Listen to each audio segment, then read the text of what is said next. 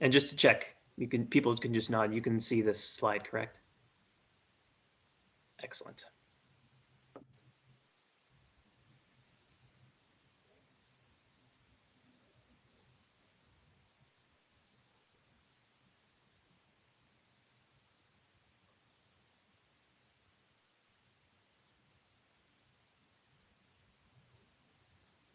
Hello, everyone. Thank you for joining us. We are going to wait a few minutes as more attendees show up, and we'll get started momentarily. Thank you.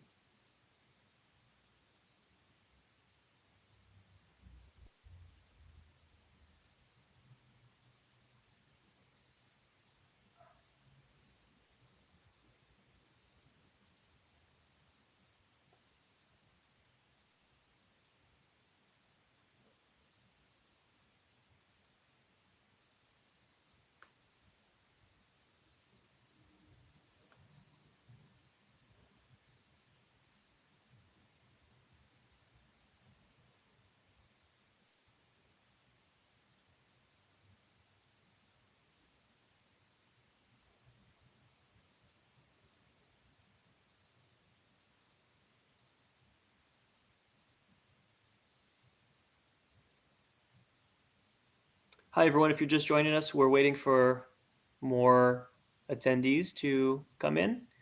As in a few minutes, we'll get started. Thanks for joining us.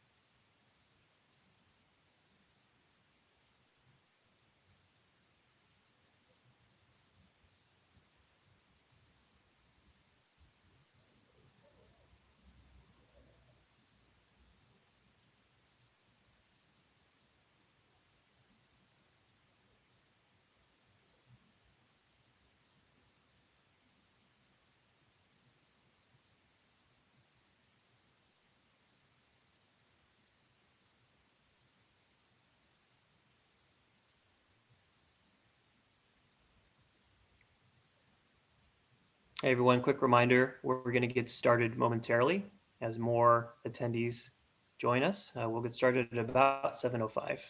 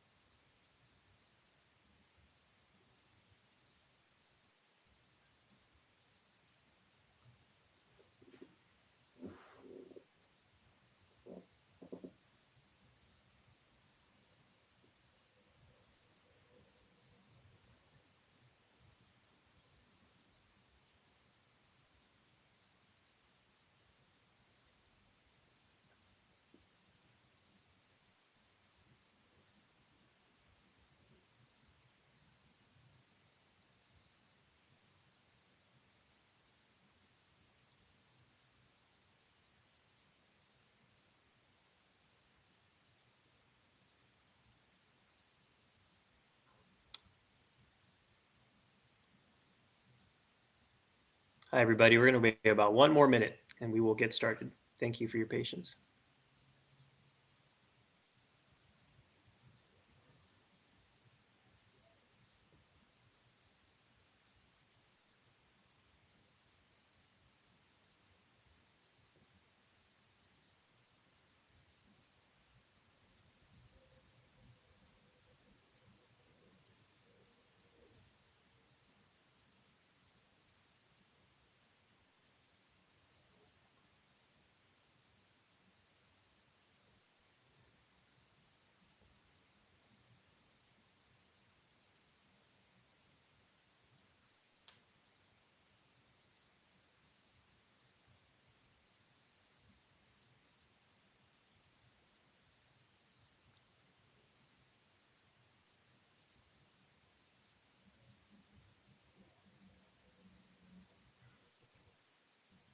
All right, good evening, everyone.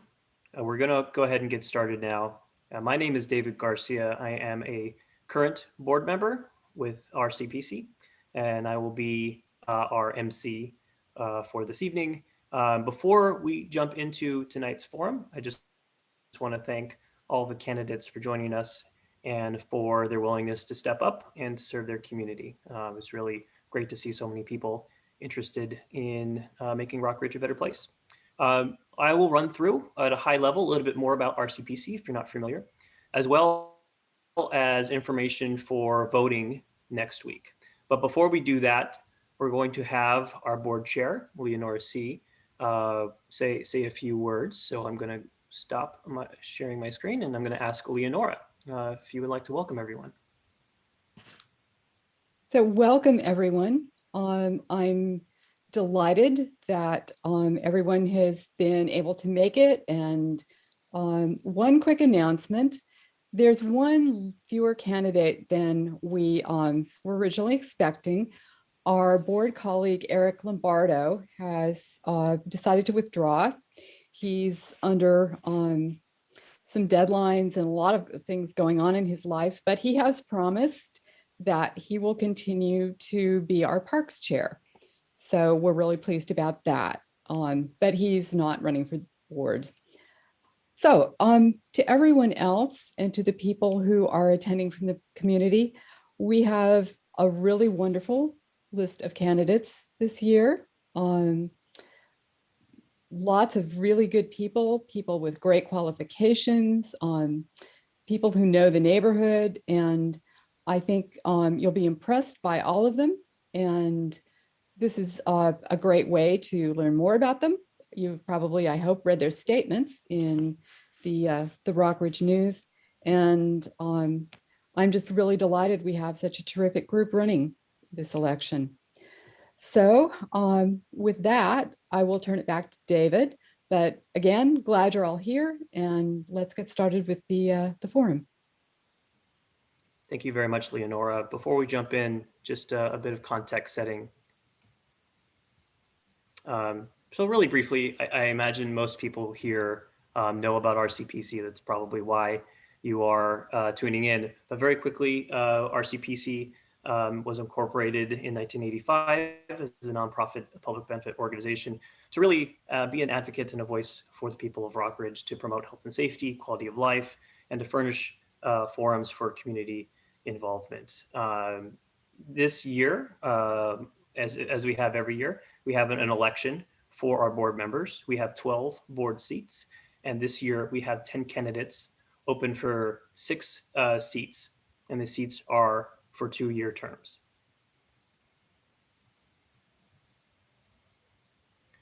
So a little bit about voting itself. Voting takes place next week on 2 days. So if you are unable to make one day, you have another option to make your vote count. The first day will be next week, Thursday, April 15th, from 6:30 to 9 p.m. at the BART parking lot at the intersection of Forest and Shafter. If you voted in the previous election in the fall, it's the exact same location. Additionally, if you're unable to cast a ballot on Thursday, you'll have a second opportunity. That's following Saturday, April 17th, from 4 to 7 p.m. at the Rockridge Library. Also, the same spot where generally we have a lot of our meetings and activities. This will be in the parking lot of the Rockridge Library. One thing I want to impress upon everyone is that we will take all precautions necessary, given that we are still in the throes of a public health emergency. So we ask that all voters wear a mask. We'll provide hand sanitizer. We will provide markers for social distancing while you wait in line. And I think it goes out without saying, but all voting will take place outdoors. A little bit more information on voting itself. Again, please wear a mask. Also, you do need to be an eligible voter to cast a vote in the RCPC board election. You can determine your eligibility by visiting rockridge.org RCPC.org/elections. There's information there to determine if your address is within the RCPC boundaries. We also ask that you bring either a driver's license or other documents with your proof of address. We have a list of those eligible documents on our website as well.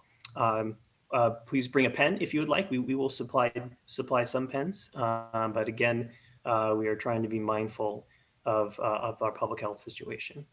And also just be aware of who you're voting for. We anticipate having some long lines, and so just be sure of your candidates when you are placing your vote, in order to reduce crowding and really to keep the line moving as well. We are recording, I think, or we are supposed to be recording. So I want to also note that we will be posting tonight's forum on our YouTube channel shortly after the conclusion of the forum itself. So if you missed anything, or if you would like to circulate anything that the candidates say, you'll have the opportunity to revisit all of this on our YouTube channel. With that, I have the distinct pleasure of introducing tonight's moderator for the forum. Tonight's moderator is Zabre Valentine. So Zabre lives in Rockridge with her husband and 2 sons, and she is a former RCPC board member and chair. She's worked to engage policymakers and the public in conversations to strengthen civic literacy and political accountability for over 20 years, and currently provides strategic advice to projects in these areas. She volunteers with the Oakland League of Women Voters, particularly at election time, and serves on the board of California Common Cause, the Oakland Go Public Schools Advisory Board, and the Commonwealth Club of California's Advisory Committee for Civic Education. So we are thrilled to have Zabre moderate this evening's forum. And so I will go ahead and pass it over to Zabre, who will walk through the forum rules and jump in to the candidate's statement. So thank you very much, Zabre. Take it away. Thank you, David. Thanks very much. I'm excited to be able to be a part of this. Thank you, everyone who's dialed in to watch.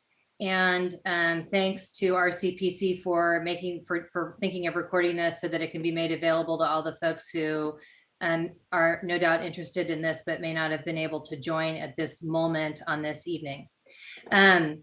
So as David said, every year RCPC, the Rockridge Community Planning Council, has 6 seats of its 12-seat board up for election for and it's a 2-year term that you're running for. This year we have 10 candidates, which includes 5 incumbent board members and 5 newcomers. And the 6 candidates, obviously, with the most votes will be elected to the board. The candidates who are running for re-election, so the incumbents in alphabetical order, are Michelle Boyd, Stuart Flashman, Matt Levy, Andrew Maslin, and Ronnie Spitzer. And as was mentioned earlier, Eric Lombardo is not running for re-election, so that seat is vacant. So 5 incumbents. And the new candidates are Jennifer McElrath, Diana Mitchell Chavez, Ashley Pandya, Ken Rich, and Myrna Walton. 10 total. Before we get started, I'm going to review the format for this evening and the rules. The candidates will start with 2-minute opening statements, and we will end the evening with 1-minute closing statements by, again, each of the candidates, of course. After their opening statements, candidates will be asked 2 predetermined sort of big picture questions to which they each will have 1 minute to respond. And then we'll have an opportunity for some audience questions. And we've figured out a way to do this that hopefully will allow us to cover as many questions as possible and also give the candidates as much flexibility as possible so that they can answer the questions that they want to be sure to hit, and so on. So the way we're going to do that is as follows. First of all, audience members should submit your questions, if you have any, through the Q&A feature in the, on the screen, at the bottom of the screen. You can do this at any time during tonight's forum. You don't need to wait for that section. And frankly, it's probably better that you not wait, but you can submit them anytime. And then one of our board members or one of the board members, Casey Farmer, is going to be capturing your questions and, looking for whether there's eliminating repetition and so forth to make sure that we can cover as much ground as we can. She'll feed those questions to me. I'm going to divide the full group of 10 candidates into 3 smaller groups. And I will ask each group 1 or 2 questions, depending on how many we get in total. And we'll go through that way. If it's confusing, it will make sense when we do it. And the last thing that I would say to the candidates is that if in your small group, the question that I ask is less compelling to you than the question I asked the previous group, just answer that question. Answer whatever question you want. It doesn't matter. We want you to be able to say what you want to communicate to voters as well. So we can balance this out. It'll work. It'll be fun. The order in which the candidates will speak has been set ahead of time. We've gone over it with them. I'm not going to run through it here. You'll see in a minute. It was random. It was established randomly, and we will start with a different person for each set of questions. So the same person isn't always carrying up the end. Last few things, and then we'll get started. Time limits. There is never enough time to say everything that you want to say. But remember that the time limits are maximums. If you go over, you are cutting into someone else's time. And on their behalf, we will cut you off with the deepest regard for your passion. This isn't the presidential debate. We're cutting you off. So wrap it up. And if you don't get to something, that's why your 1-minute closing statement is a terrific sort of way to cover anything that you didn't get to cover earlier on. We are all neighbors. Be kind and respectful. We know you will be. I have to say that if someone loses their mind and gets belligerent, we'll kick you off. But I know that's not going to happen. So I have no concerns whatsoever. The meeting is being recorded, as David mentioned. And the recording, it will be posted on YouTube sometime in the next 24 hours. And it will be there until April 18th, at which point it will be taken down. Okay, we are ready to start. Is everyone ready? Yeah? Okay. So we will start with opening statements. Please remember to keep your remarks at or under, that is my dog shaking his collar, at or under 2 minutes. Robin is keeping time. She's going to hold up a sign for you at 30 seconds, maybe 10 seconds, and then 0, 10, 30, 10, and 0. And then we'll give you a beat and we'll have to wrap it up. Okay, so Michelle, would you please unmute yourself and go ahead and begin? Thank you, Zabre, and thank you, David, for organizing this. I'm excited to be here. My name is Michelle Boyd. I live at 66 in Dana in the northwest corner of Rockridge with my husband and our 9-month-old daughter, Ruth. I've served on the RCPC now for 2 years and currently serve as co-secretary. I've also served on the land use committee and helped host events such as a recent town hall that brought experts across the Bay Area to talk to homeowners about how they could add a unit of housing to their backyard. Professionally, I run a program at UC Berkeley for social entrepreneurs across the United States that have creative ways to help lower housing costs and increase economic and racial equity, such as new construction techniques, low-cost financial products, or creative nonprofit service models. I've also worked in nonprofit management consulting, where I've helped nonprofit and philanthropic leaders with strategic decision-making and process improvement. I've lived in Rockridge for over 7 years, first with 7 roommates on Telegraph Avenue, and now with my family. We decided to have our baby daughter in our 1-bedroom apartment because we love the neighborhood so much. The housing situation is unstable.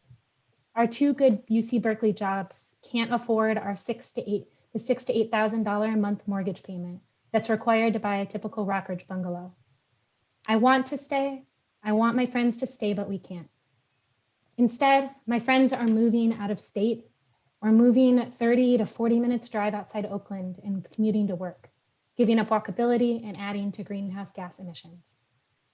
I'm being told my timer is up, but my personal timer says I've got 30 seconds left, but I'm happy to close here. Thank you, Michelle. Stu, please begin when you're ready. Hi. Many of you watching this probably already know who I am, at least if you read the Rockridge News. For those who haven't met me, let me briefly introduce myself. My wife and I moved to Rockridge in 1992, and we raised our 2 daughters here. I also run my solo law practice, representing groups like RCPC on environmental and land use issues out of our house on Ocean View Drive, just off College Avenue. Working from home, I spend a lot of time in Rockridge and have gotten to know a lot about our area and its issues. I was appointed to the RCPC board in 2007. I volunteered because I felt my knowledge of Rockridge and my experience as a land use attorney would be helpful. Now, having been elected 5 times and served 5 years as board chair, I still feel that way. I've chaired the RCPC's land use committee since 2008. We've accomplished a lot. I've helped RCPC and our neighborhood negotiate agreements on many land use issues, including Oakland's 2010 citywide zoning, the approvals for both the nearby Safeway projects, the Caldecott Tunnel 4th Bore project, the Merrill Gardens and Baxter on Broadway residential projects, both located at 51st and Broadway, and the Rad Urban residential project at Claremont and Telegraph. I've also helped RCPC address many other smaller but still important issues. I ask your support for one more term to continue helping making our neighborhood better and to finish what I feel are 2 important projects. One is the Rockridge Housing Study. We've been working on this for 3 years and we're almost finished. I hope it will help Rockridge find ways to put more affordable housing here while preserving and enhancing our community. The other is examining College Avenue's retail zoning. After 50 years, does it still make sense? If it does it need any updating? If it doesn't, what should replace it? I hope we can get answers during my one last term. Thank you. Thank you, Stu. Robin, you and I, we're coming to different, our timers are working at different speeds, I think. So if I end up with a few seconds more on mine, I'm gonna give it to the speaker, just because if people have practiced to 2 minutes, I don't want to cut them off. And Michelle, when we get to the end, we'll come back and give you an extra few seconds because I think something we got the good. Thank you, Robin. Thanks a lot. Okay, thank you very much, Stu. Jennifer McElrath. Greetings, fellow neighbors. I'm Jennifer McElrath. Oh, sorry. A 20-year resident of Rockridge with extensive business experience and passion to bring to RCPC as a board member. The enabling of individuals, teams, and organizations to define and achieve their goals is something I've achieved professionally at Fortune 200 companies globally, as well as at nonprofits and startups, including my own. Having advanced the agenda of several organizations while on advisory boards and steering committees, including that of Upper Broadway Advocates the past 2 years, I'm confident I could do the same for RCPC and for the residents of Rockridge. Distinct districts such as ours with unique built character make for a sense of community, for destinations, for a vibrant and interesting city. Each microcosm also requires attainable housing, ample green space, appropriate infrastructure, and a supported commercial area to thrive. I've lived in the heart of some of the largest cities in North America, and some with exceptional character, and I'm proud to call Oakland home. Living here is especially meaningful as my husband's great-great-great-grandfather, Solomon Ellsworth Alden, founded Temescal and co-founded Mountain View Cemetery. I want to honor his legacy and enhance our community with a proactive stance to planning and engagement through the Rockridge Community Planning Council. Thank you. Thank you, Jennifer, and thank you for correcting your for pronouncing your last name. I knew I was going to do that. Okay, Ashley, would you please start your opening statement? Sure. Hi, everyone. Thanks so much for having me. I'm really honored to be here today. My name is Ashley, and I'm running for the board for the first time today. So just to share a little bit about myself, I am a newish parent. I have a 14-month-old son who is currently protesting bedtime right next to where I am. So hopefully you can't hear him. And I'm also a newish Rockridge resident. My husband and I moved to Rockridge in 2019 after many months of looking for a home in this amazing neighborhood. I've been so grateful to our amazing neighbors, our many parks, and the College Ave corridor during the pandemic. And I'd really love to give back to our community. And to me, RCPC seems like a great opportunity to bring my skills to bear. In my professional life, I'm drawn to complex, systemic, seemingly intractable problems that blend policy, people, and technology. In the last couple of years, I've worked to improve the healthcare industry and the construction industry, both in the for-profit and nonprofit spaces. Outside of work, one of my passions is housing. I recently served as a design advisor for 2 emergency housing assistance programs at the county and state levels that were trying to use technology to quickly disperse funds from the federal government to people facing eviction. Before I moved to Rockridge, I volunteered as a tax assistant for low-income families who were living in my previous community in San Francisco. I see a really big opportunity to make our own community more inclusive, and I think RCPC has an amazing opportunity and track record of making real, tangible improvements to our community and to our city overall, and I really hope I can add to that. Thanks for your time. Thank you. Okay, next up we have Ronnie Spitzer. And be sure to take your unmute yourself.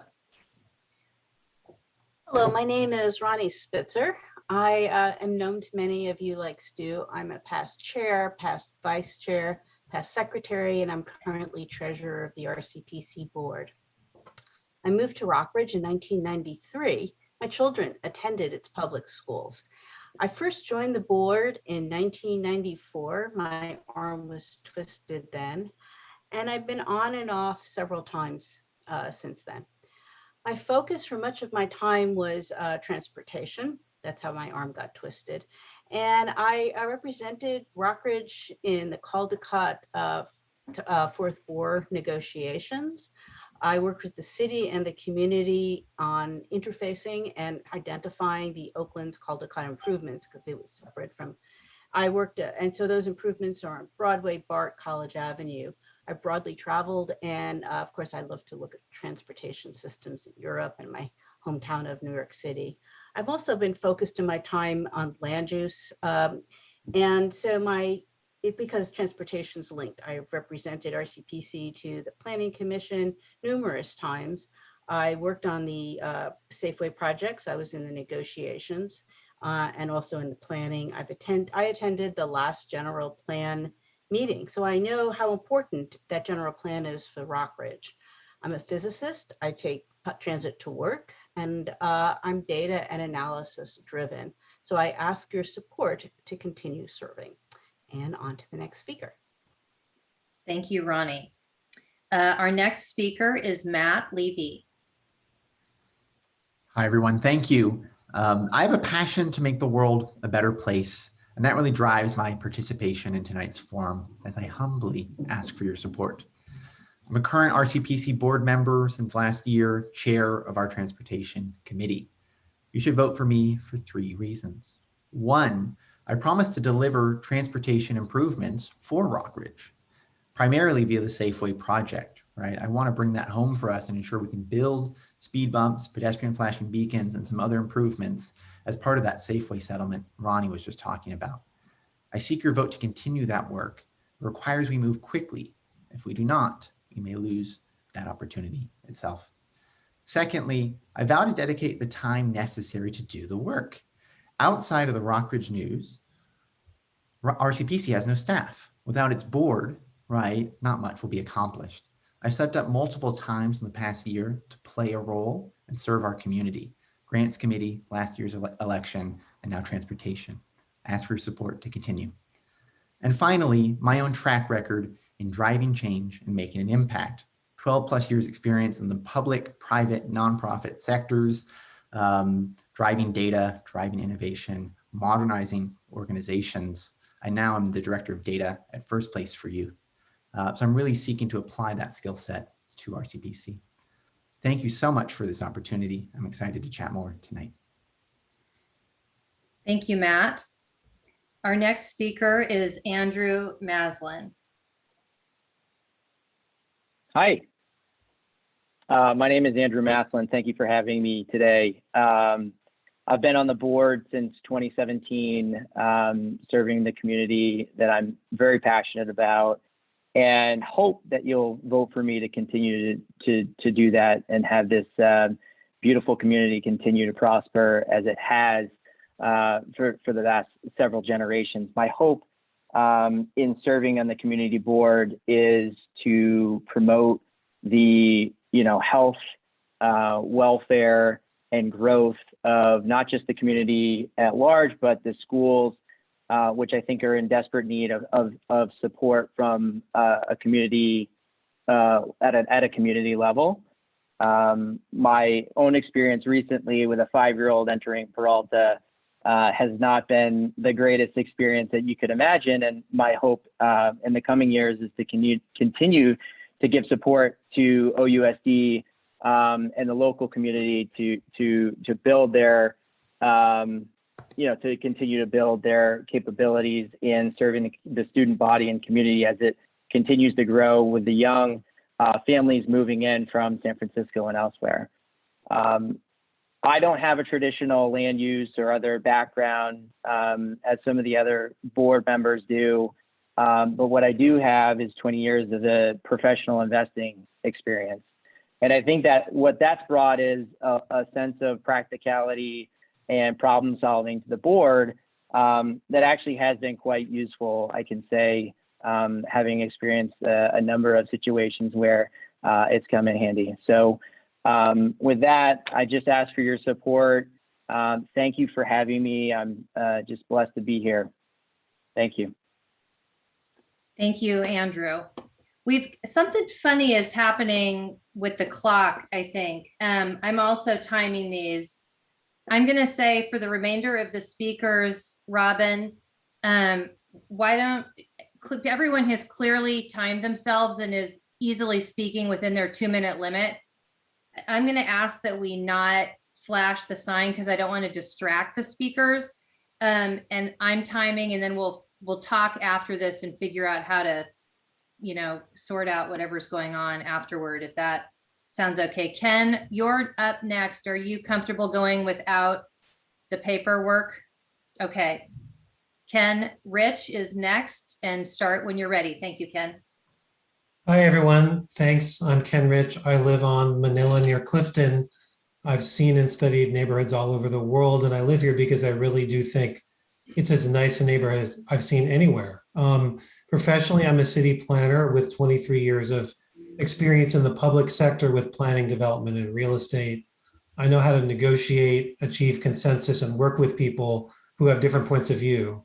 I obviously understand city government, and I will add, if I do say so, that developers have learned to have a healthy respect and sometimes even fear of me. There are a lot of issues I would want to help tackle on the board: strengthening College Avenue as a commercial district, making the area better for pedestrians, addressing homelessness. But housing is clearly the issue of the day, and I wanted to make a couple quick points on that. Perhaps most importantly, I'd really like to help get us past the misunderstanding that welcoming some more families into our neighborhood and adding 100 or even a couple thousand new housing units into this neighborhood will somehow alter its character. As our new president, Joe Biden, might say, look, folks, it's just not true. Our neighborhood is 99% built out with beautiful houses that are far too valuable to be vulnerable to change. We have only a handful of sites where even a medium-sized apartment building could be built. We have the best and most resilient commercial district in Oakland. So supporting housing in our neighborhood is the right thing to do based on what I think are our shared principles around environment, equality, and inclusion. Adding housing is really directly connected to these values. I think I will stop there, say I would welcome your support and hope to work with you in the future. Thank you, Ken. Myrna, would you like to go next? And be sure to unmute. There you go. Great. Good evening. I'm Myrna Walton. I first lived in Rockridge in the 60s when I came to California to go to UC. And then I lived in Berkeley for many years. And in 2018, I came back to live in an ADU to be next to my son and his family. And I became a confirmed Rockridgian. I love it. In my years in Berkeley as president of the Berkeley Shakespeare Festival, I led the effort to save the theater by securing a permanent home. And despite all the odds over a multi-year period, we solved the environmental, political, and financial obstacles to construct the California Shakespeare Festival, which is a cultural treasure for the entire East Bay. I did the same kind of work, paid this time, at the Office of the President at UC, where I organized and successfully managed large human resource information systems projects, which involved multiple stakeholders and entrenched positions. Change is coming to Rockridge, partly because of state and city requirements to increase housing, especially affordable housing, partly because of development at the CCA site, which I've been very much involved with as part of Upper Broadway Advocates.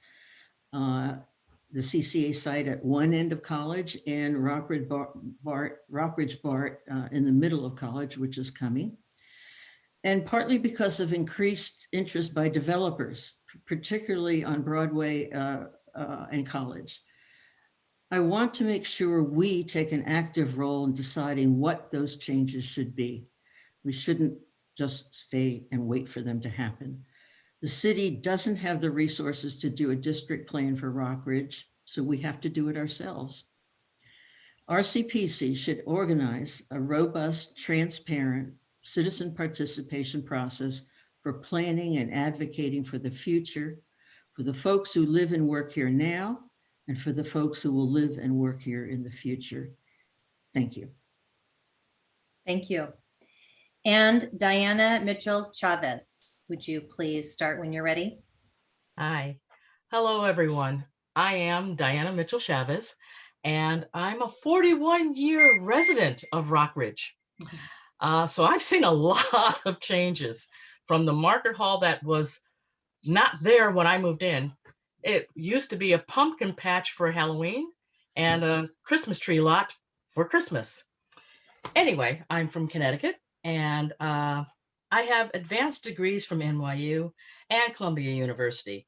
And for 22 years, I worked for an international women's magazine. And I was tasked with opening up LA offices and San Francisco office. That's how I got out here to California. And later, after I had aged out past the target audience for the women's magazine, I became a project assistant to a senior vice president and senior partner of the world's largest architectural firm. And for 15 years, I lived and traveled around the world, helping plan and build large architectural projects, both commercial and residential. I love Rockridge, and I want to use my extensive planning and management skills to enhance our neighborhoods, our businesses, and maintain Rockridge's unique character. When I told friends I was moving to Oakland from, Presidio Heights in San Francisco, everyone said, "Oh, you're going to start packing?" I said, "Yeah, I'm packing up my china, my silverware, and my and my furniture, and my moving." I want to listen to all the ideas and needs of my neighbors and help them reach their goals. I hope I win your vote. Thank you. Thank you very much. All right, everyone, that was terrific. We're off to a great start. Thank you for being mindful of the time. And now we're going to move on to the next part of the agenda. I'm going to ask you a couple of kind of big picture overarching questions, and you'll each respond to the same questions. So a major focus of RCPC has always been, and most likely always will be, local land use issues. Sometimes this has to do with what's happening on College Avenue. Sometimes it's about a particular business like Safeway, or about building a park like Frog Park, or street design, and so on. Lots more examples beyond that. Currently, there is a lot of conversation about the need for more residential housing throughout Oakland, including Rockridge, and what to do about it. Our second question is going to be specific to residential housing in Rockridge. Our first question is a little different, and it is as follows. It has 3 parts. What is your vision for Rockridge generally? Do you envision Rockridge changing over time, say in the next 20 years? And if so, how? And last, what role might the RCPC board play in this process? And you're going to have, you will each have 1 minute to respond. And we will start with Ronnie. Thank you, Ronnie. And thank you, Zafra. I appreciate going first. So what is my vision for Rockridge? You know, when I moved here, it's changed tremendously. I had a sex worker on my street. I had a drug dealer on my street. We had a meth lab on my street. This was Rockridge. I live 4 streets away from the BART station. So yeah, I'd say I believe that Rockridge is going to change. And how it's going to change? Well, we're not going to have the DEA coming around anymore, hopefully, with guns drawn. But yeah, I think it's going to change. And I think probably we're going to have more people in Rockridge. I think definitely the ADUs are coming in. I don't know, like Ken said, how much more development we can have in Rockridge itself, because it's pretty built out, but there certainly will be in selected parcels more development. Should I answer the second question too? Yeah, well, you're almost out of time. Oh, okay. I can answer it briefly. Please go ahead. And I'm going to give everyone a minute 15 on this question. We'll go a little over a minute. Go ahead, Ronnie. RCPC can lead. We cannot go and advocate. We've gotten in trouble for that before, going to individual business owners and such. So RCPC can certainly set the tone. We can certainly advocate to the city. We can hold community meetings, but there are restrictions on what we can do. And so I think we need to be mindful of that. Perfect. Thank you very much. Thank you. Okay. Next is Matt. Righty. Thank you for this question. This is a fun one. A few things I would envision, right, for Rockridge generally in the years ahead. One, I mean, I'll just get over the transportation stuff, because that's where my head's been a lot recently, so apologies. I think Claremont's a real challenge for our neighborhood, right? It's dangerous to cross as pedestrians. There's a lot of accidents on it. It's the largest street, right, dividing our community in 2. So I think there's a way to re-envision how Claremont works, right? How to make it safer for us. Could we have a greenway in the middle? Could we maybe cut down the lanes? I don't know. I think those are the types of conversations RCPC can and should be hosting in the future. So I think that's one way in which RCPC can play a role with that vision. I also think a little bit more housing, right? There's very limited places where we can have more housing in Rockridge. So let's welcome it. Let's shape it, right? So that it works for the community and for our neighbors, but let's not get in the way of it. Housing affordability is a crisis in Oakland, in California, and Rockridge needs to do its part. Third, a thriving business sector, right? It's been really hit hard by the pandemic. So I'd be really curious, what role can we as RCPC play to encourage our residents to continue to go out and frequent our businesses? What events can we plan? And I think I'm at time, so thank you. This is tough. This is quick. You guys are going to need to really jump into it. This time's going to go by fast. Okay, our next speaker is Andrew.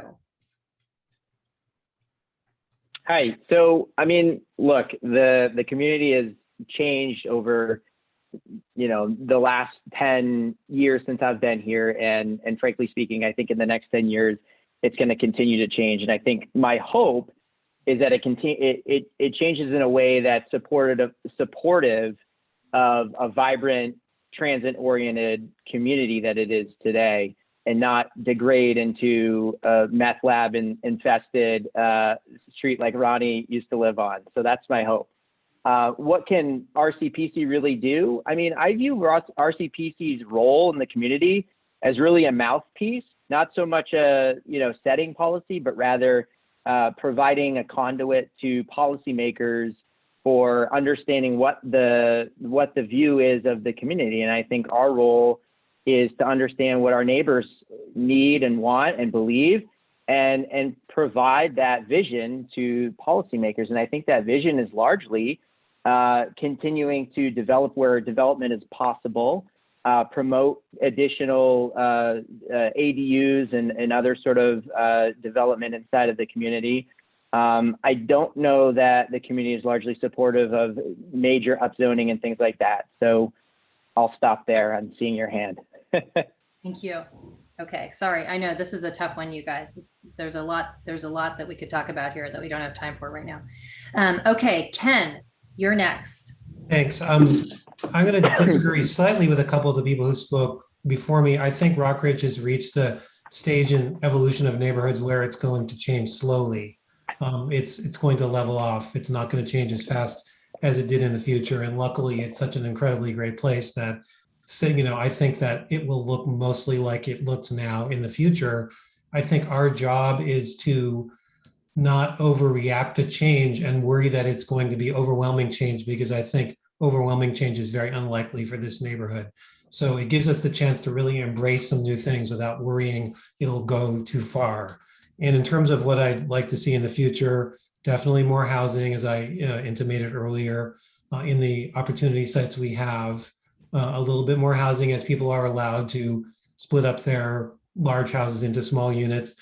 I'd like to see, I really want to end with College Avenue, College Avenue, College Avenue. What I'd love to see in Rockridge in the future is every storefront full, tons of people walking down the street and having everything available, no need to ever go to Amazon, and just having an incredible College Avenue. That's my vision. Fantastic. Thank you, Ken. Next, Myrna. Well, I love the visions I'm hearing, and largely in agreement. I think change will be slow in the neighborhoods with the duplexes and triplexes and ADUs. But there are going to be two big developments that are coming that are much larger than anything we're used to, and that's the CCA site, which thankfully is now reduced its desire for a 19-story tower and is down to 8 stories. There will also be the Rockridge BART, which could be in fact, I think will be multi-story housing. Terrific opportunities to get more low and moderate income housing here. Probably our only opportunities to do that, though building ADUs and duplexes is a lot cheaper per square foot. The transportation issue, I think, is very important. We can't just let it degenerate with more people living here, even if it's not huge amounts, more business and no place to park. So I think there have to be ways that we help people to get out of their cars. And one thing I'd like to suggest is the kind of jitney that Emeryville has that takes people from all over the neighborhoods and brings them down to the shopping center and to BART. Thank you. Thank you, Myrna. And Robin, that was perfect. I don't know what happened, but we're back on track. So thank you very much. Okay, next we have Diana. Hi. Well, my vision for Rockridge, I've been here 41 years. I've seen it all. And Ronnie, I have heart for you. However, the thing is, the changes I envision, I want to see more families move in. I want to see more people walking up and down College Avenue.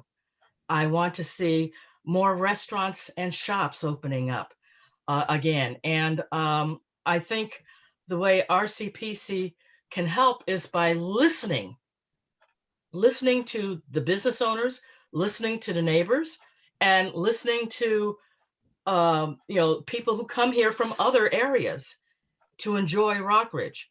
That's important to me. And that's what I'd like to do, is help that happen. Fantastic. Thank you. Okay, next we have Michelle and Robin. We need to add 30 seconds to Michelle's time because she lost 30. She went first, as everyone knows, in the opening statements, and she lost 30 when we were working out the timekeeping. So that's 2 minutes and 15? A minute 15 to. I mean, oh no, 2:45. Yeah, exactly. Thank you. 1:45. 1:45, right. Thank you. Sorry. I'll talk for that long, but I don't think anyone wants that. All right, I love it. Okay, over to you, Michelle. Yeah, so my vision for Rockridge is that we keep what so much of us love about this. It's walking, it's charming, it has all sorts of people living in it. And it's a neighborhood where places like people like me, when I was 22, can move across the country and find a home in the Bay Area and then stick around and raise our families. I think how I envision Rockridge changing, people have talked about this so far, but I think we have a role to play in making the use of the larger sites that are available to do our part in reducing climate emissions by allowing people to live closer to transit and live closer to their jobs by adding units where we can. So I see this, I also see this help increasing vitality on College Avenue. There are lots of empty storefronts. Small business owners are struggling to make do. And I think there is a role that housing can really help play in doing that. I also think that and imagine that we'll be able to have a more walkability and safe transit through bike lanes, through the pedestrian walkways and flashers across streets, more speed bumps, a lot of things that Matt is working on and that RCPC does have a role to play in helping facilitate.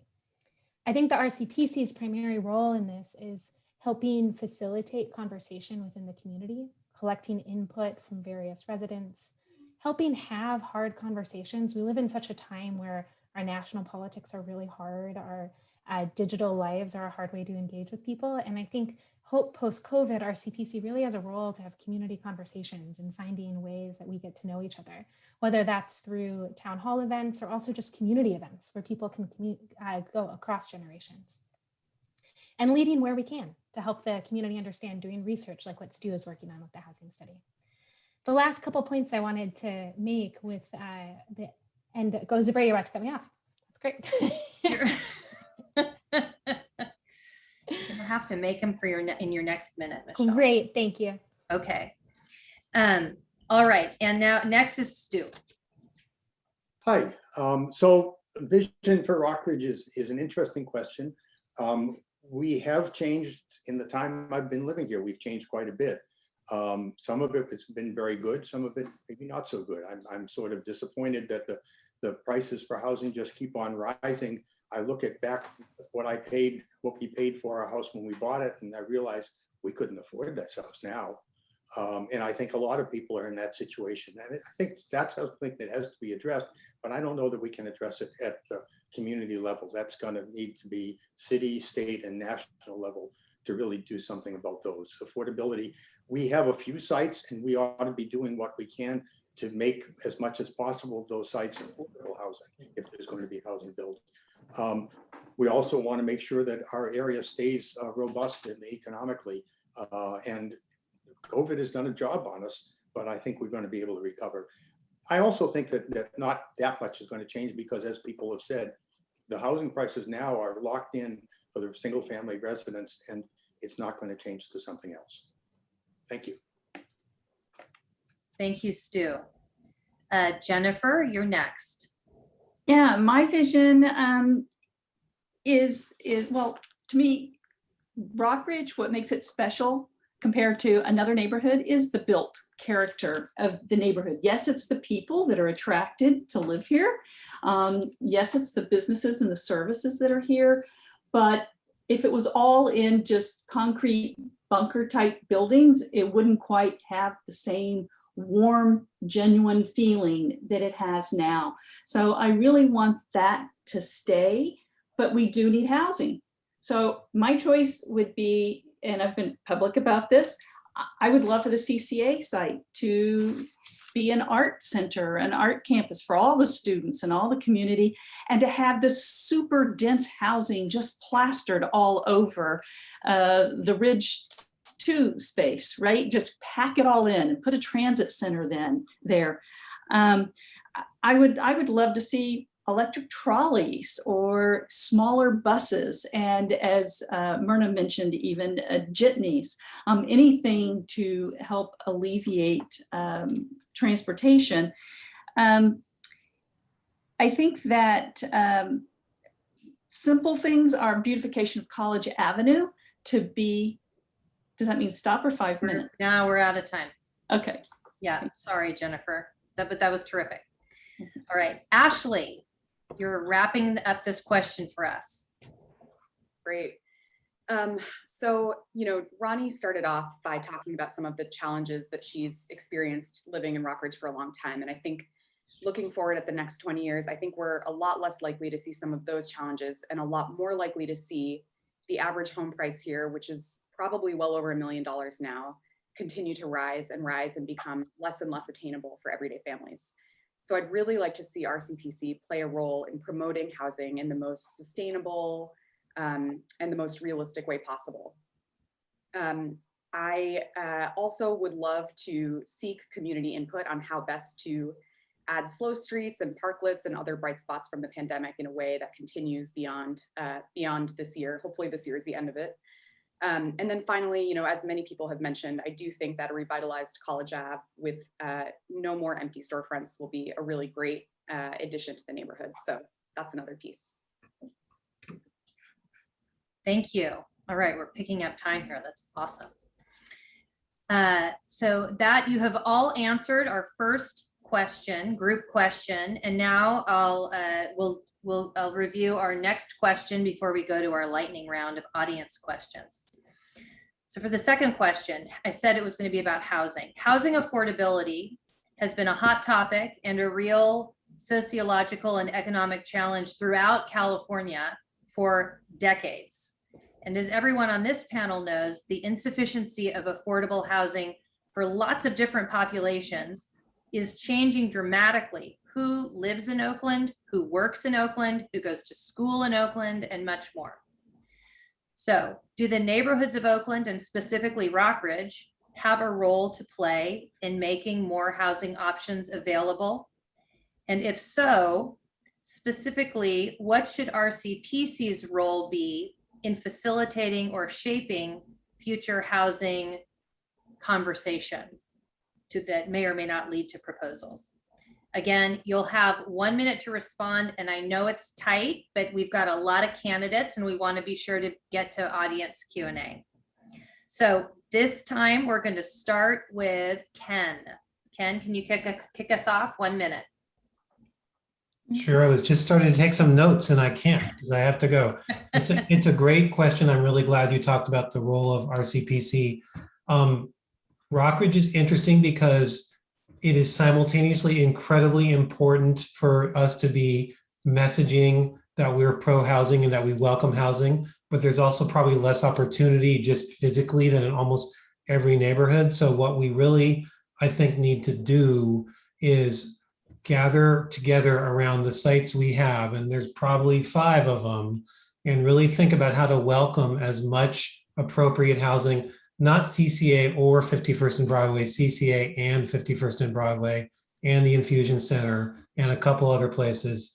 And what I do want to end with is, while I would, in theory, love to make all of that 100% affordable housing, I know how to get developers to give us as much affordable housing as possible. It's what I do for a living, but we cannot expect all of that to be 100% affordable housing.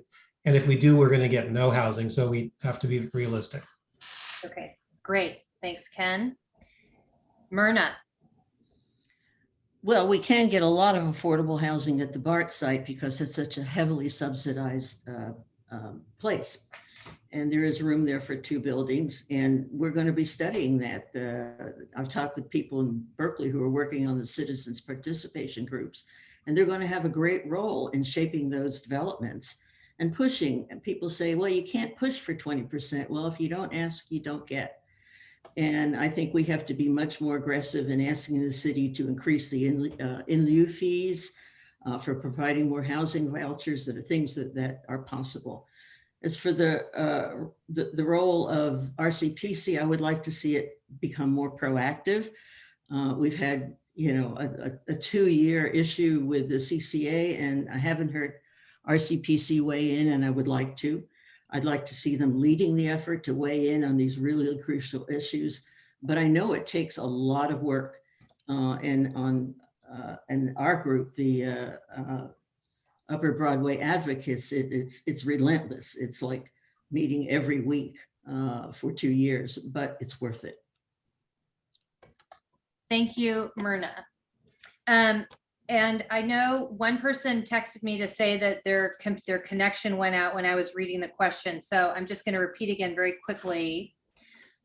The question is, do the neighborhoods of Oakland and specifically Rockridge have a role to play in making more housing options available? And if so, what should RCPC's role be in facilitating or shaping future conversations about what those proposals might look like? That's the question again. Okay. Our next speaker then will be Diana. Yes, housing affordability. In the last 10 to 15 years here in Rockridge, housing costs have skyrocketed. And it's made it almost impossible for a young family to come here, buy a house, live, and raise their children. That's insane, and we already have in my neighborhood right here, we already have duplexes, fourplexes, we have apartment buildings, you name it, we've got it. And we still don't have enough room for people. I want to see more building, but I want to see that building coexist and correlate with what is already here. I don't want something that's going to look like, glass and steel, which won't fit into the neighborhood. But I do want something that's going to add more living for a lot of people, and just so that it melds in, it melds in with us. It enhances the neighborhood, doesn't detract from it. And I think RCPC can do that. Okay. Thank you. Terrific. Michelle, you're next.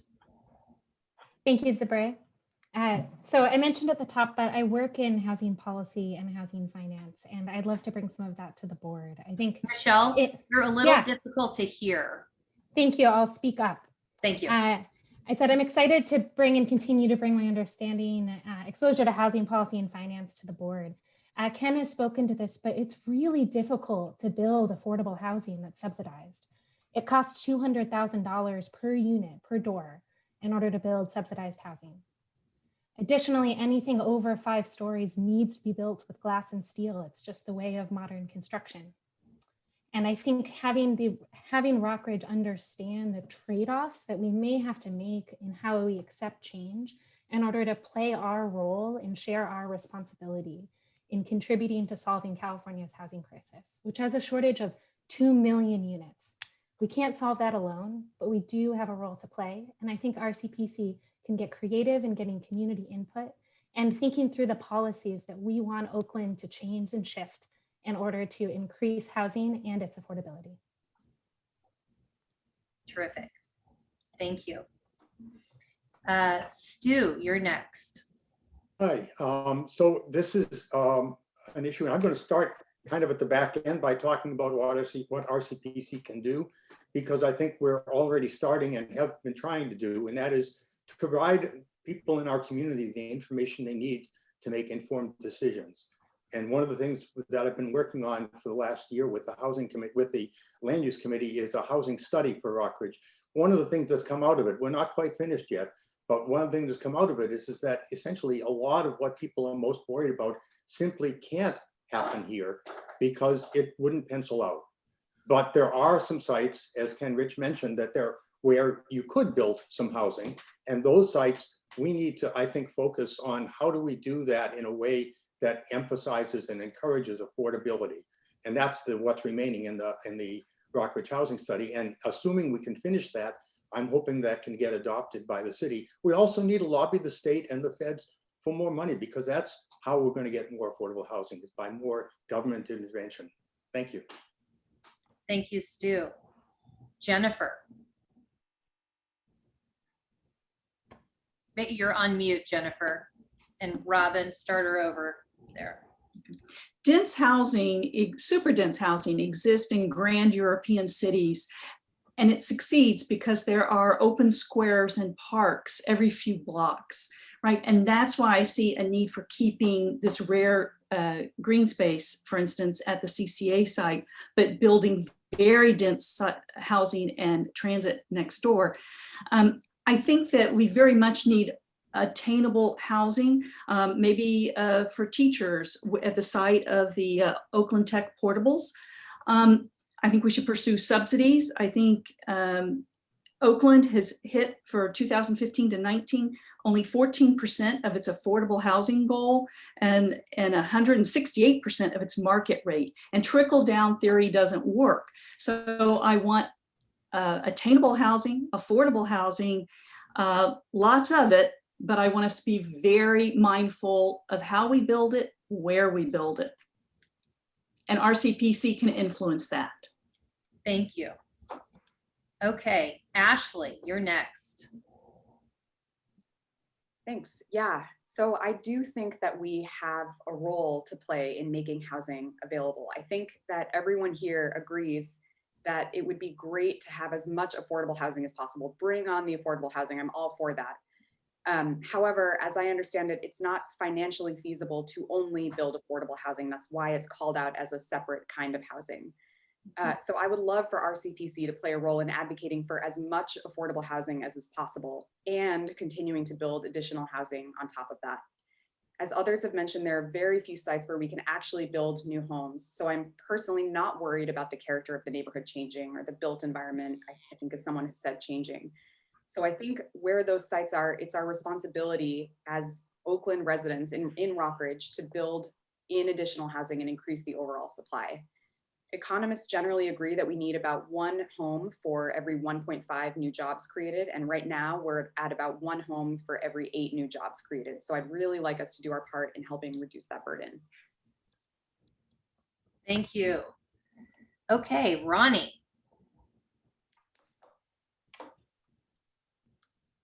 So from my point of view, the high prices that we have now have really changed who can move here. The people who move here have to be able to afford it, and they are not like me. I could not afford my house right now, nor could the transportation planner and traffic engineer across the street from me. So I think that we need more affordable options so people like me could afford my house again.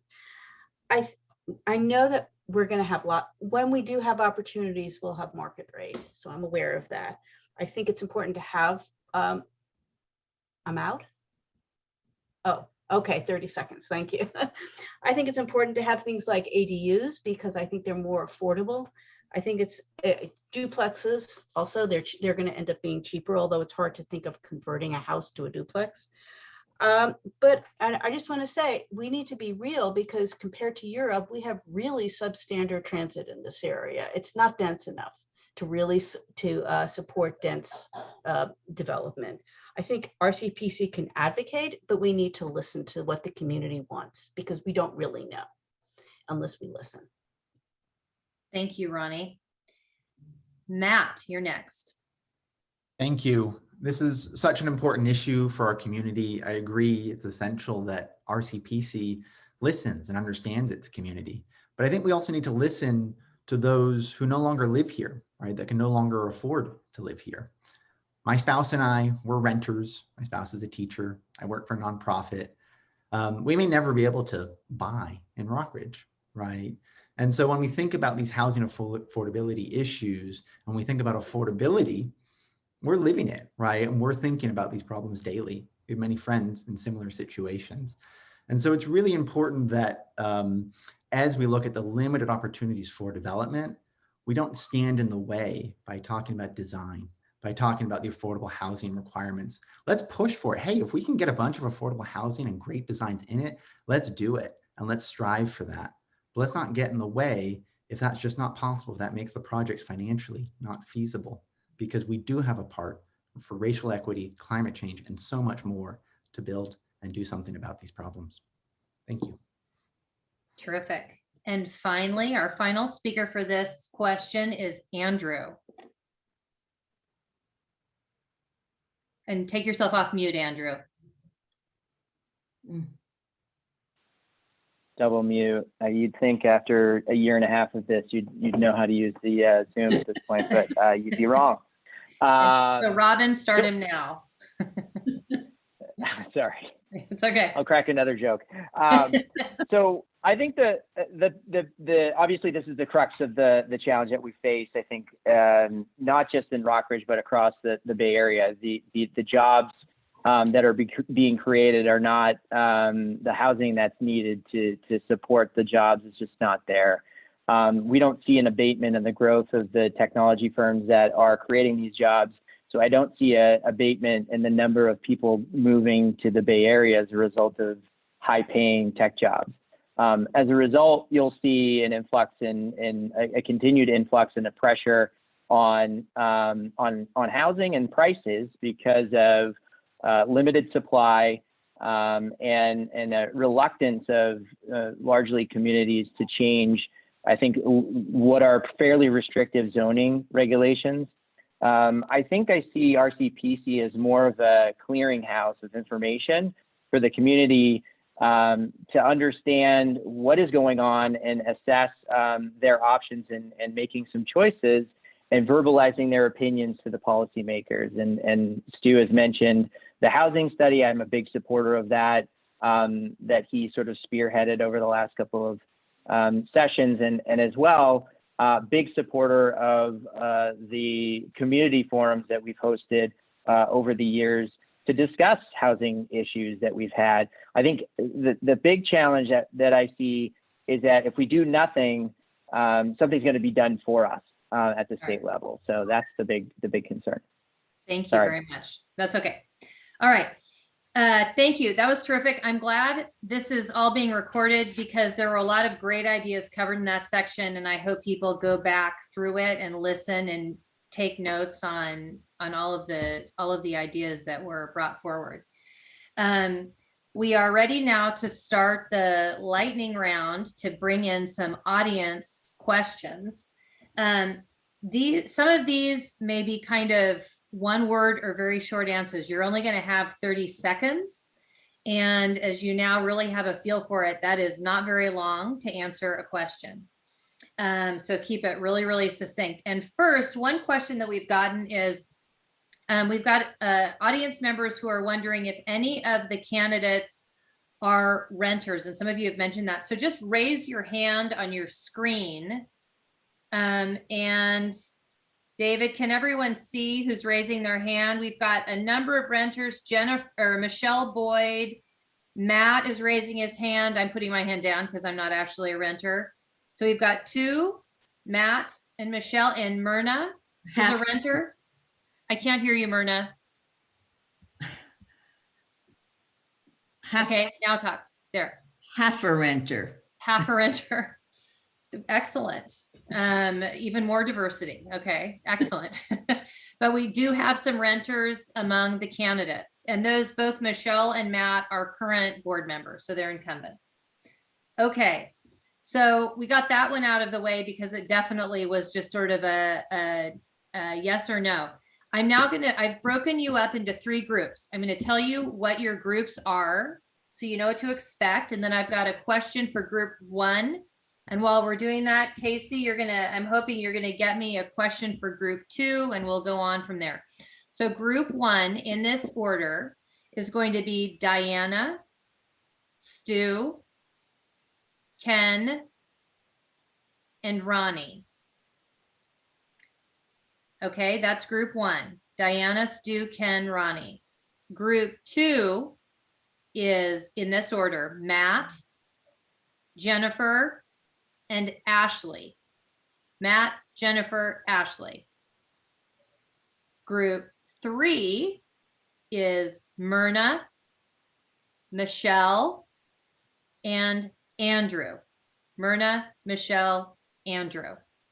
Okay, so we're going to start with group 1, Diana, Stu, Ken, and Ronnie. In that order, 30 seconds each. Robin, get your timer ready. The first question is, let's see, what can we do to incentivize or create green and open spaces such as parks, parklets, and slow streets? Diana? And make sure your mute is on, Diana. Sorry. Thank you. Right now we have slow streets. Shafter Avenue is a slow street, and I'd like to keep it that way. We also have roundabouts on Shafter Avenue. And I think that those things, between having roundabouts and keeping a slow street, will help, keep everything safe. And it's a happy place to be. Kids can play on the street and not have to worry about getting hit by a car. And we should keep those things. It's important. Okay. Great. Stu, 30 seconds. And you're on mute, Stu. I should know better by now. To start with, you can't really buy land for parks in Rockridge. It's too damn expensive. But there are places where we can do small parklets, and there are places that are happening right now. So for example, the place along where they're doing the street improvements as part of the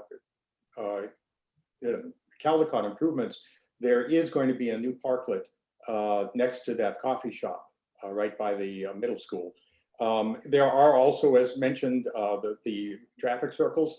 There's also the area up at the ends of the freeway ramps. So those are all places to put parks.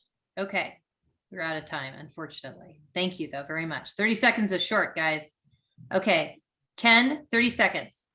Yeah, the main point I want to make is those things that you mentioned, the small little parklets, they're really what is important to the neighborhood. They're way more important than taking up a good housing site with a big park. Those small parks are what really make any urban neighborhood work. And I don't think, honestly, we have to do much. The trend is going in that way. We need to support what's been happening and support making them permanent. And I think that's what's really going to work and make this neighborhood even more livable. I want to get my coffee and sit in a parklet. If I want to go hiking, I have an entire East Bay Regional Park District to have large open space to go in. Thank you. Ronnie, 30 seconds. So I have quite a history with the parklets and parks in Rockridge. That parklet that Stu referred to, I was part of the group that got it in the design there. So my experience has been that when there are development projects, you can get things in. But RCPC needs to be watching for them. If the city is going to go with parklets, we should be supporting it. And with the slow streets, I think we should be going out to the bigger community and seeing, do they want slow streets? Is this something that we should be supporting in general? Terrific. Thank you. Okay.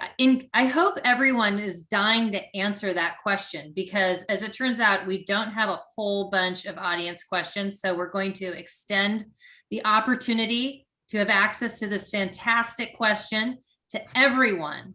So moving on to group 2, Matt, what would you do to incentivize green and open spaces such as parks, parklets, and slow streets in 30 seconds? So glad you asked, because I was thinking of answering this question no matter what new question you posed. So thank you. I'll really quickly say, I think we should find out if the community is really a fan of slow streets. It sounds like there's a lot of support, and I think we could work with the city to see if we can make them permanent or extend them. I think that's number one. I think we can also try to keep our green spaces clean through more neighborhood cleanups. We just did one. Let's do them every month, every quarter. And then finally, the RCPC Grants Committee. Let's use that to continue to beautify, right? Murals on the pavement. Like, let's make our streets beautiful, right? Let's make our community even more amazing. Fantastic. Okay, Jennifer. Yeah, I wouldn't want my kids playing on a roundabout, but I do like seeing the greenery there. In terms of the slow streets, I think they're wonderful, but I think you need to be able to not just survey the people who live on that street, but neighboring streets, because they may be getting extra traffic that overcompensates for the slow street. So I think it's important to hear from all residents regarding the slow street. Thank you. Ashley, 30 seconds. Love this question. It's such a fun question. I think, I really agree with much of what's been said so far. I think the role of RCPC in being able to look into this is very clear, and to be able to promote solutions is great. One example I can think of is if slow streets are leading to congestion on some streets and not on others, we could always do rotating slow streets. And I think that's exactly the kind of thing this group could do, is go out, talk to the community, and come up with the best option. So looking forward to having more of that kind of conversation. Terrific. Okay, and so we're going to just keep going on the same question on incentives for green space and parks and so forth. Myrna. Very good ideas I've been hearing. I love them, but I am concerned of preserving what we have. For 100 years, people have used the CCA campus as a park. It's now closed to all the people, especially at our end of college. And so I want to see that the builders agree, and so far they seem to, that they will preserve in perpetuity public access to the park space that they're going to have on that private land. And I think RCPC should be very strong about insisting on that. Thank you. Michelle. Make sure to unmute yourself. There you go. Thank you.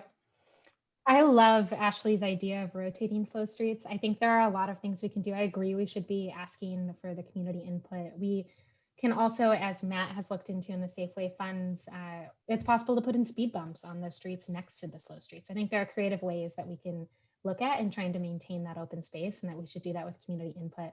I also love preserving the parklets. I think that's something we can work with the Rockridge Business Association to help ensure the little parklets on the streets keep going. And I agree, we should have some of the green space within CCA. I think adding a lot of housing there is compatible with keeping some green space, especially if we go higher. Thank you. Thank you. And Andrew. Yeah, I mean, look, I think everybody has had an opportunity to share some pretty brilliant ideas. I am a huge fan of the slow streets. I think my two little boys running down Colby Ave when there's no cars driving up and down the streets is just absolutely wonderful. So I'm a huge supporter of that. In promoting, more open space for young families like my own. I don't want to forget also the adjacent parks. So, while there's a few reasonably sized parks in Rockridge, there's also some of the bigger parks like Bushrod that's, across Telegraph. I think we probably have a role because we oftentimes spill over into those parks as well. So bringing, cleanup programs and things like that we've already done inside of Rockridge, outside to those other parks as well. Thank you. Okay, so for the next question, this is similar but different. And so again, try to just cut right to the chase on this. And then we might be able to squeeze in one more question. And David, I'm sort of paying attention to the overall time. We're a little bit behind, not too bad. And, you yell at me if you're uncomfortable with where we are in the big picture here. So the next one that let's run through with everyone is what can RCPC do to promote a pedestrian friendly design and lifestyle? So this is safe streets and areas for pedestrians specifically. And there's not a great way for me to mix up names, but I don't want to go through the exact same order here. So I'm keeping you in your groups, but I'm just going to start with group 2 and then do group 3 and then group 1. So we're going to start. So this is pedestrian friendly, 30 seconds, Matt.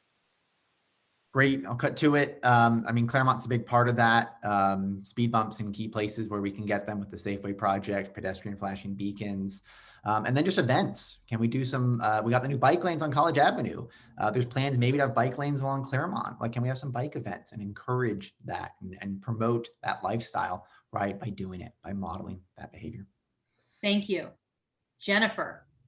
Obviously, some more lighted crosswalks are always great. Even just adding some string lights along College Avenue so that it's more festive and friendly and people want to stroll there in the evening.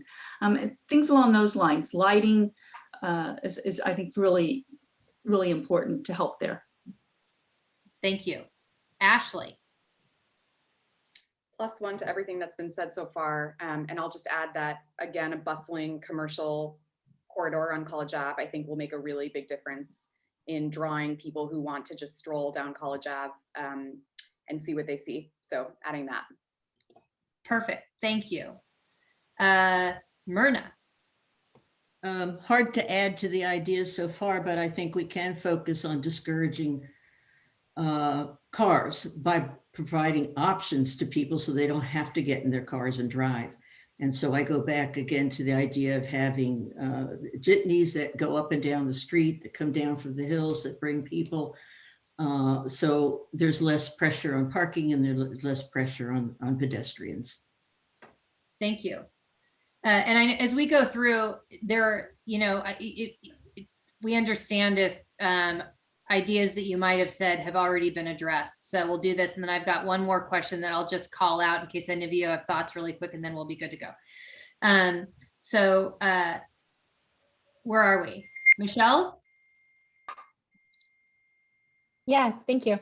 I love the ideas that have already come up. I think one thing that we can do to increase pedestrian friendliness is help promote homeowner education around fixing up our sidewalks. There's been recent policy changes in Oakland that sidewalks, if they're being disrupted by trees on a homeowner's lot, are the responsibility of the homeowner. And a lot of people don't know that. This is something we've looked into using the Rockridge News and other forums in order to have homeowners help each other figure out about their role in helping replace their sidewalks. So I think that's one thing that Rockridge can, or the RCPC can help do within the neighborhood, in addition to the other great ideas that have already been shared. Andrew. I mean, ultimately, I think what we need is more places to walk to. We see over, the devastation that's really happened on College Avenue as a result of COVID. I think we need to support our commercial center such that we have somewhere to go. So for me, the focus is for a more interesting, walkable community would be to help those businesses. Did you just freeze? Andrew, are you frozen? Nope, I stopped. Oh, okay. I was done. Thank you. Your video froze, but good. The timing was perfect. Okay. Thank you. Okay. So before our last group of 4, I'm just going to throw in, I've got an audience question that says, what can we do to incentivize well-positioned open spaces on College Avenue, College Ave and Claremont, the rug dealer, and at 51st and Broadway for multi-housing additions to Rockridge? It's a little bit of a busy question. You can pick between that or the pedestrian question. I just want to, since it came up, I'm just throwing it into the conversation. Diana, you're on mute. Okay. There you go. Okay. First of all, I agree that if you're going to get people walking, you have to have some place for them to walk to. Okay. If there aren't any shops, restaurants, or anything else there for them, there's no destination. You need a destination. As far as open space on Claremont or at the Safeway shopping center, again, we need to make those into parklets. Or if you're going to build on the the Safeway site, build something there that has housing, but also has a parklet. Otherwise it's useless. Great, thank you. Stu. So I'm very much a pedestrian fan. I spend a lot of time when I'm not working, I'm usually walking. And I think there are a couple of things that I can think of. One of the things we're already doing with the Safeway funds is to put in pedestrian safety improvements that make it more safe and more attractive for people to walk places, and for that matter, to bike places, because that's another thing we ought to be encouraging. Another thing we ought to be doing is having more events like the Out and About in Rockridge, where we close off a College Avenue and open the street up for walking. We can't do it all the time, but we can do it occasionally. We can do it more than once a year. Thank you. Ken. Yeah, I mean, there's been a lot of really good ideas. A couple quick things. I love the lighting on College Avenue. I do want to say pedestrian safety is also about nighttime pedestrian safety, and lighting on all of our streets is really important, not just College.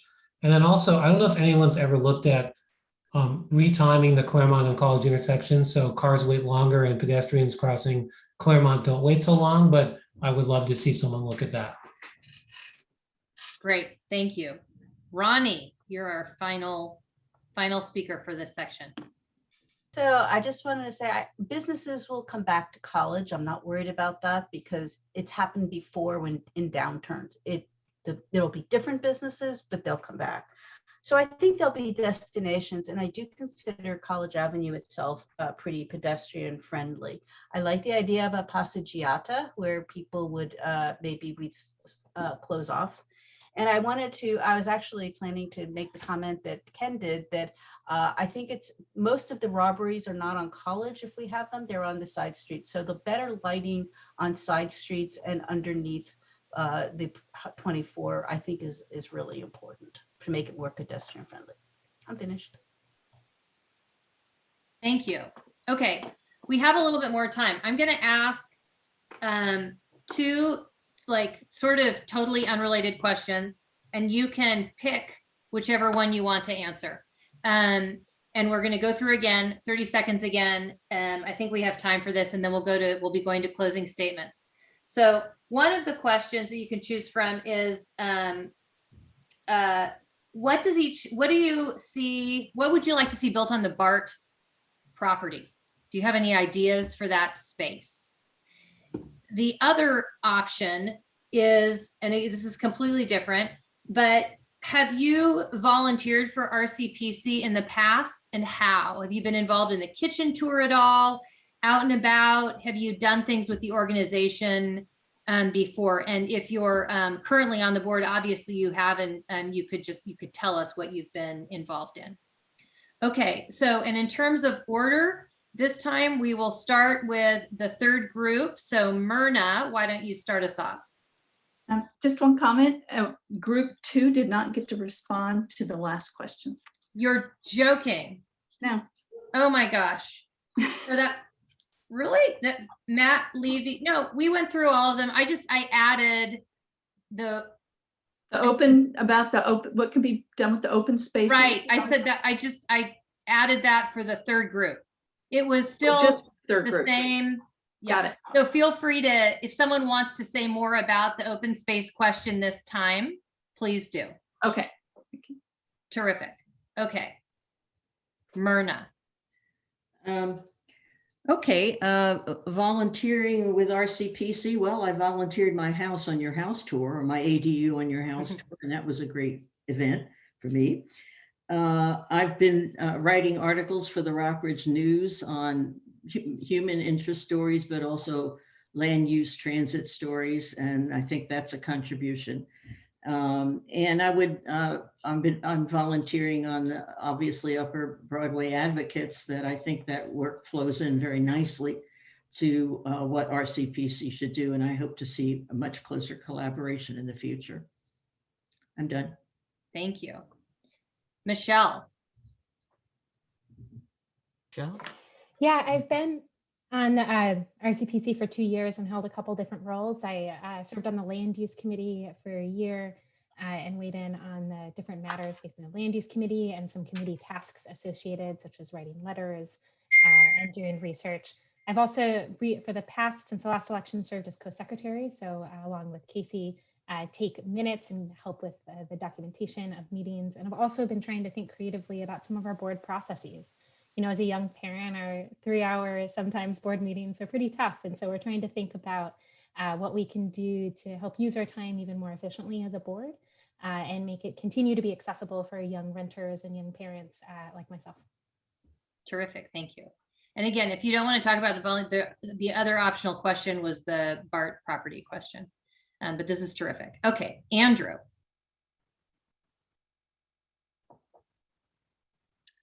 Where are you? There you go. Yeah, I'm here. Sorry, like it takes a minute to get both the mutes off. Yeah, I've been, obviously volunteering with the RCPC since 2017, so I probably won't answer that question. I think it's, I think there's a lot of different possibilities for the BART property. I think, obviously we're strained on housing, so something that would be, housing oriented and potentially mixed use would probably make the most sense. My feeling is generally that, we should be promoting that and pushing for that, because I don't know where or how far along any plans are for that. Great, thank you. Okay, next, Diana. Okay, well, I just finished volunteering with the RCPC cleanup, and I'm also, a volunteer on UBA, Upper Broadway Advocates, especially working with Clifton Hall. And I have volunteered over the years for, Frog Park, Hardy Park, cleaning up and making sure that, our little roundabouts with the plants in them are all nice and neat and clean. So yeah, I've done some volunteering and all. As far as what should be on the BART lot, housing. Housing, okay, good, excellent, one-word answer. All right, next, Stu. In terms of volunteering, you name it, I've done it. I've been here since 2007, and if anything that there's there for volunteering, I've done it. As for the BART parking lots, I agree. We want to have housing there. It can be somewhat high density. There are some issues in terms of it being right next to the freeway. That's going to be something that's going to have to be designed around. I'd also like to see a little bit of commercial there, just to, for one thing, provide some money up to keep it going, and also to give some interest to the area. Great. And of course, affordability. Good, thank you. Okay, Ken. Yeah, on the BART parking lot, I'm going to blow all your minds by saying that I am a tiny bit skeptical about how you could really make housing physically work well there with the freeway and the odd-shaped development parcels that would be left. I will also say, maybe also surprisingly for me, that the parking on the BART lot that's used after BART hours by market hall patrons and other things, that's really important for the commercial area of Rockridge, and that needs to stay in some form. Thank you. Okay, Ronnie. And the problem with coming after you is you take the things I want to say. So what I was going to say is I volunteered. I've been kitchen tour co-chair, Halloween parade organizer. I've done a lot. So I don't really need to say all that. With the BART, I actually went to the UC Berkeley School designs for the BART, and it's a very, very small, odd-shaped parcels, and I do think they should be as high, 20% affordable. And I'm going to say something else. And but I do think that they need to be thoughtful of the parking, because people can't park close to it. There's permit parking, so they need to think about that. Thank you. Okay, Matt. We've got Matt, Jennifer, and Ashley. Matt. Yes. So I just want to shout out, Michelle is doing such a good job of making us more efficient as an organization. So thank you. That is so important. We are all volunteering our time. I want to speak more to that. I was attracted to RCPC because of its grants committee. In the first place, I wanted to make a physical impact in our community. I was excited to serve on that committee. And that's what led me to learn about transportation. I've loved learning about transportation in our community and trying to do something about it and trying to see if we can make something beautiful and helping our community be a bit safer happen as part of that. So been volunteering and hope to continue to do so. Thank you. Jennifer. Yeah, I volunteered at Frog Park in the early days. I've written articles for the Rockridge News, been delivering the newsletters on our blog for about 15 years, and most recently participated in the cleanup and actually, climbed the side of the freeway there and went all the way up. And stuff hadn't been picked up there in decades because even the plastics were deteriorating. So yeah, even got a hubcap. As far as the BART lot, absolutely, I think it should be built on. I think it should all be attainable housing. Thank you. Perfect. Thank you. Ashley. Well, I think like most people, I'm going to try to answer both questions. I haven't been able to volunteer very much as I'm very new to Rockridge, but I'm personally very passionate about parks and green spaces. And so I'd love to really lend my efforts there in the future, if possible. In terms of what I'd like to see be built on the BART lot, Ken sounds like he really knows what he's talking about here, so I would generally lean towards his expertise. But in general, I am pro housing, and so I will just use this opportunity to say I don't think that there is a black and white scenario between building housing that's aesthetically appealing or not. I think there's a compromise that can be made there. Perfect. Thank you, Ashley. Okay, that brings us to the end of the lightning round. Thank you all for your flexibility on that. I think that was good. We heard a lot of different ideas on a number of different topics. Thank you. And this brings us to near the end of our candidate forum. It's time for closing remarks. You each will have one, unfortunately, too brief for me because I love hearing about your thoughts. 1 minute for your closing remarks, and we will start with Stu. Okay, I remembered to unmute this time. Thank you for all of your work, all of you people who have been setting this up, and thank you to the other candidates. I am, as always, impressed with the quality of the candidates we have running. I think we are blessed with having a community of knowledgeable people, and that gives us on the board a special responsibility to make use of that knowledge and to essentially increase the knowledge and make it effective in doing things. And that's what I'd like to be continuing to do if I stay on the board, is to give people the knowledge they need and help them to become effective in using that knowledge to make our community better. Thank you. Thank you, Stu. And under time. Our next candidate giving her closing remarks will be Jennifer. Yeah, let's help our neighborhood and our city by contributing our talents and resources. We can do that best by proactively planning short and long term what's best for Rockridge, considering the surrounding communities and Oakland at large. This means listening, studying, volunteering, vocalizing, and taking action. Personal activities can be as simple as purchasing locally and supporting community fundraisers, but just as importantly, engaging with each other, RCPC, our businesses, and our city officials, so that Rockridge rocks, just hopefully not too much in an earthquake. Thank you.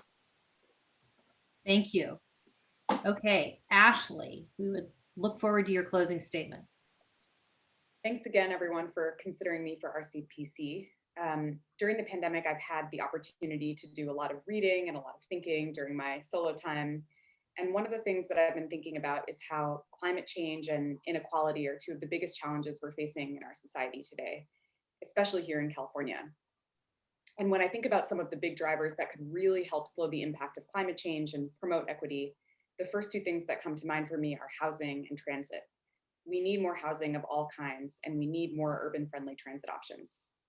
I think that we can play a big role here in Rockridge in trying to address these challenges, and I believe that our community will only be more vibrant if we tackle these challenges proactively and head-on. And I look forward to continued healthy debates with my colleagues to find the best way to do so. Thank you. Ronnie, would you share with us your final thoughts?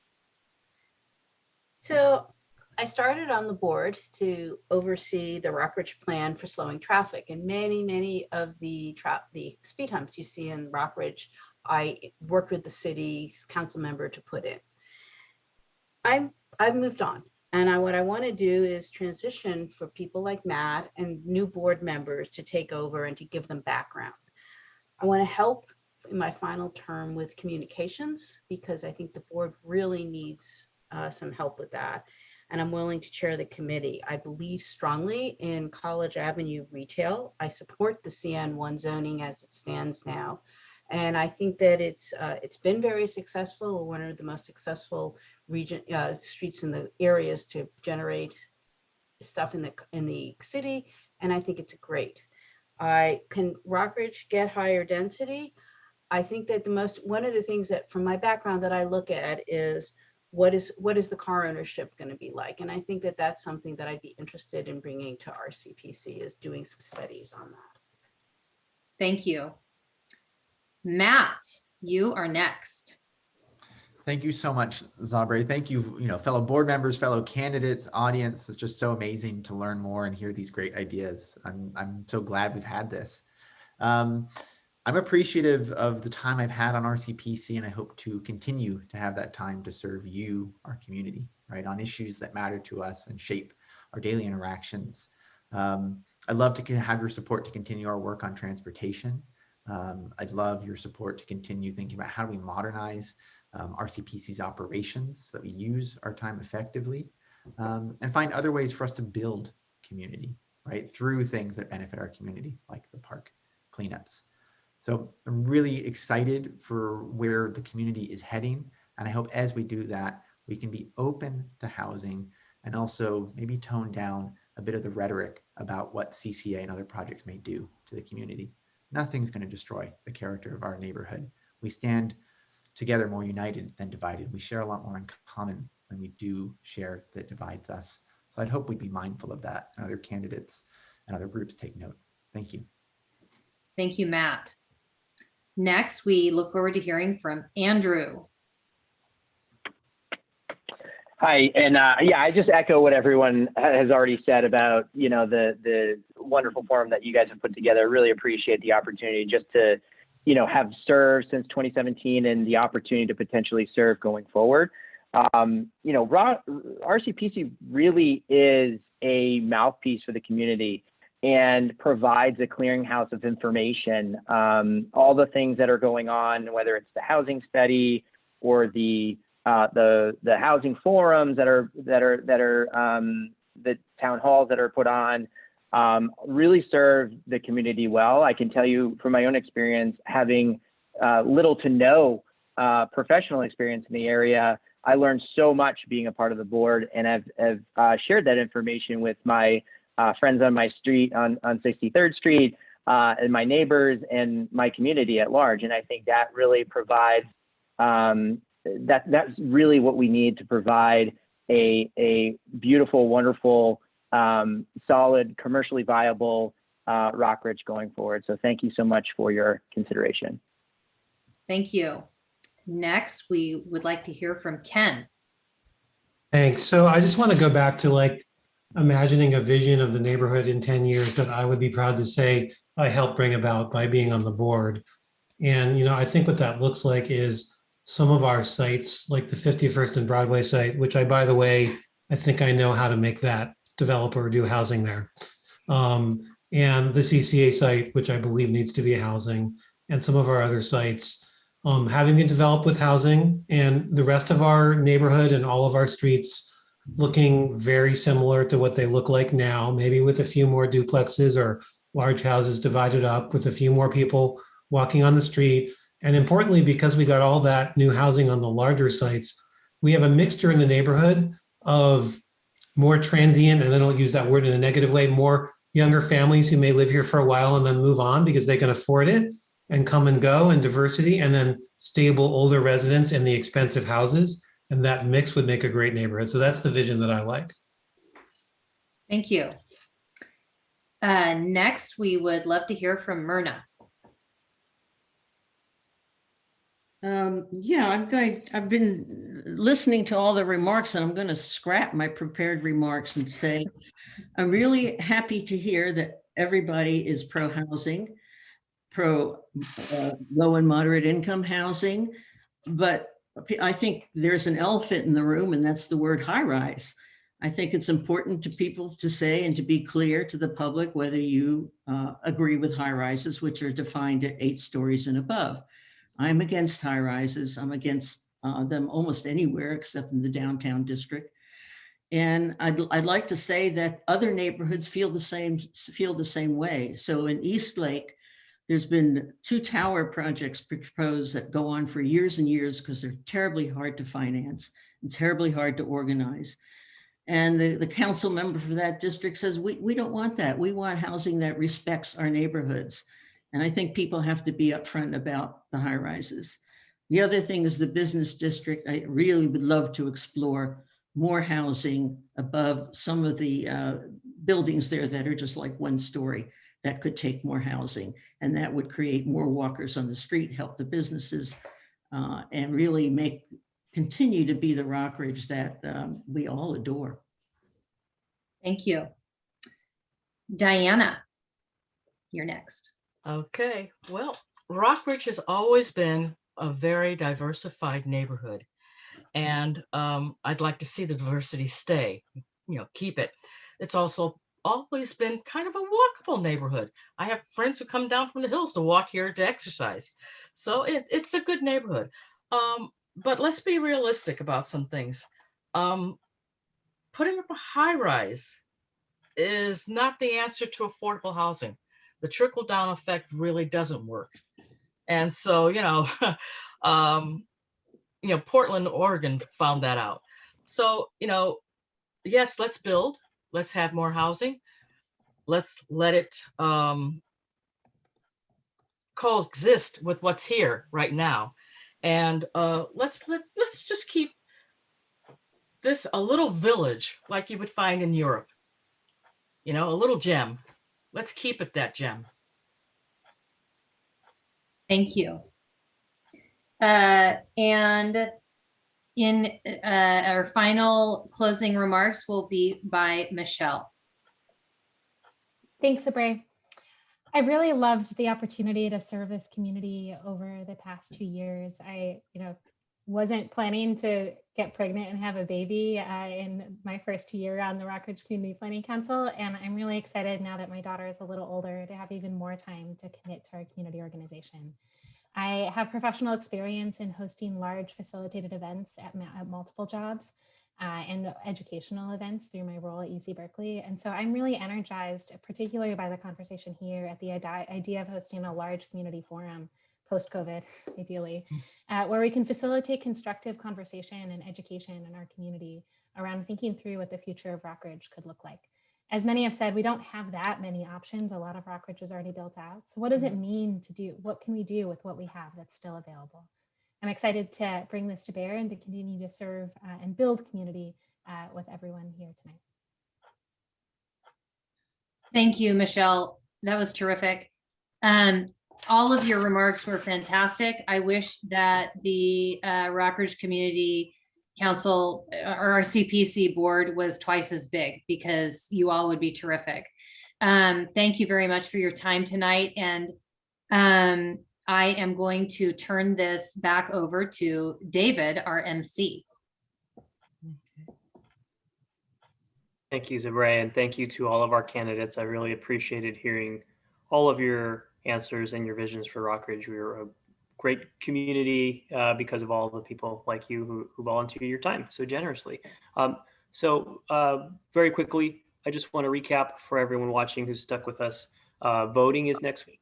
So hopefully you've learned something about the candidates during this forum, and you'll be able to vote next week on one of 2 days. The first day of voting is next Thursday. I double checked what was printed in the Rockridge News. It's actually voting is from 7 to 9 based on what was printed in the Rockridge News. So this says 6:30. That is my mistake. So it is 7 to 9 next Thursday in the BART parking lot at the intersection of Forest and Shafter. If you cannot join us on Thursday to vote, Saturday is your second opportunity in the Rockridge Library from 4 to 7. Again, we are adhering to all public health standards. Please wear a mask. We'll provide hand sanitizer. Please observe social distancing. And also, please be sure to bring either a driver's license or another document that shows your residency within the Rockridge boundaries, which can be found at rockridge.org. Other than that, again, want to thank everyone for their participation here this evening. Thank you, Zabre, for being a fantastic moderator. Thank you all to all the candidates, and best of luck. And again, if you would like to revisit any of today's comments in the next few days, we will have this recording on our YouTube channel. But that is it. Thank you, everyone, and have a good evening. Thank you. Thanks, everyone. Have a good evening. Thank you. Thank you. Thank you. Thank you for the opportunity. Everybody had great ideas. So Zabre, I want to clap for you. Thank you so much for doing this. Yeah. We appreciate it. Let's just all go on to RCPC board. Everybody's got such great ideas. Well, and I have to say it's a lot more fun when we get to be together in person at the library and hang around and chat afterwards. So I look forward to the return of that ritual. Neat. Thank you, everybody. Have a good night. Thank you. Thank you. Thank you.